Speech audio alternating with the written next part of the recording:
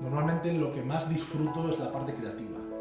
Cuando estamos cortando vidrio, pues simplemente estamos cortando vidrio. Cuando estás emplomando, pues ocurre lo mismo, estás emplomando.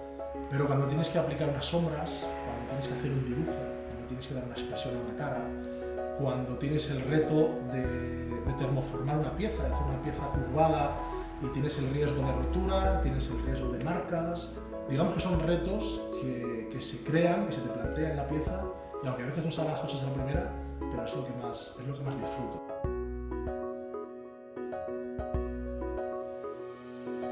El vidrio realmente se siente bien, si podemos explicarlo de esa manera, cuando está caliente. Digamos que toda su composición molecular, cuando el vidrio está caliente, no está en tensión. Cuando el vidrio está frío, toda su composición molecular está tensionada. Por eso cuando lanzamos una piedra sobre un vidrio rompe de esa manera, ¿no? Digamos que estalla.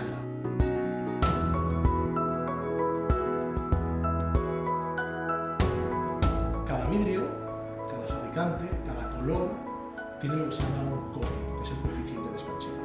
Entonces, luego a la hora de emplomar no hay ningún problema, puedes mezclar cualquier vidrio, pues simplemente cortas y unes con plomo, con tífano. Pero por ejemplo, para fundir vidrios, para mezclar vidrios con calor, no puedes mezclar cualquier tipo de vidrio.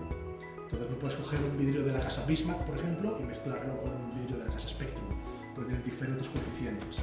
Entonces ahí es donde ya nos empezamos a meter un poco en camisas de 11 varas, ¿no? Y saber qué material quieres utilizar, qué material te ofrece el brillo, o la transparencia, o el grosor, o lo que tú quieres plasmar. Y entonces cada casa te ofrece una distinta variedad.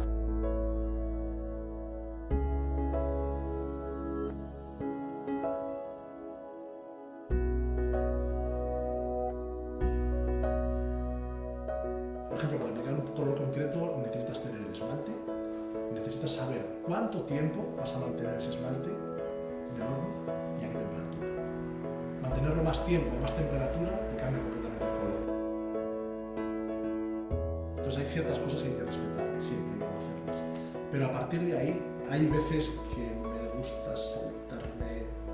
No es que me guste, es que me nace. Digamos que es algo que provoca pensar en cómo fabricar una pieza de forma distinta.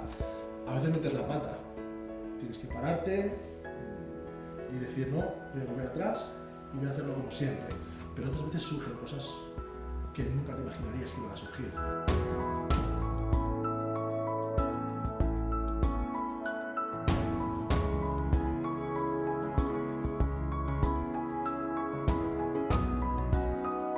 Por ejemplo, el vidrio transmite, es muy agradecido, ¿vale? Tú estás trabajando una pieza en plano, lo tienes sobre una mesa, la mesa no permite pasar luz, es madera, y tú estás trabajando. Cuando has terminado, cuando has soldado, cuando ya puedes decir, cojo mi pieza y la pongo de pie, entonces ahí puedes apreciar todo lo que has estado trabajando. Me imagino que un carpintero pueda decir lo mismo en su trabajo. Oye, cuando yo estoy tallando y termino y le doy cera y lo barnizo y tal, wow, me quedo impresionado, ¿no?